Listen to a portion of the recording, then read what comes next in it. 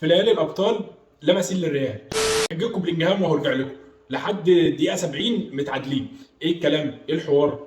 مش عارفين تخرجوا من المنطقه، بتضغطوا كتير في المنطقه. فينيسيوس واخد ثقه زايده، جاله انفراد، لو واحد مكسح كان هيسجلها. انا مش عارف ايه اللي حاصل ولا ايه اللي امبابي يسجل في اول مشاركه له. امبابي بيعمل مجهود جامد، امبابي يستاهل اكتر من كده، بس هي مش نصفها شويه، ربنا يستر عليه. بس انا لسه عند كلامي ان انتوا لو قابلتوا فريق كبير شويه كان عمل معاكم الواجب. انت شفت اندريك لما نزل في مكانه عمل ايه؟ لو اديت كل واحد حقه الدنيا هتبقى احسن من كده. ايه يعني لما تقعد فينيسيوس دكه وتخلي رودريجو يلعب الناحيه الثانيه واندريك المهاجم؟ لوكا مودريتش صاحب 39 عام نزل عمل اوفر لروديجير بدماغه في الجون، خلصت خلاص. فكره ان انشيلوتي مش عارف يوظف اللعيبه الموجوده عنده حاليا، وان كثره النجوم في الفريق دي عامله مشكله ومخليه الفريق يظهر بصوره مش كويسه خالص. جاي لو انتوا قابلتوا فريق عالي هتزعلوا جامد. ماتش الليفر لو ما ظبطتوش الاداء عن كده هتزعلوا، ولسه في الدوري ماتشات رخمه زي اتلتيكو وبرشلونه. اخوك حبيب اخوك.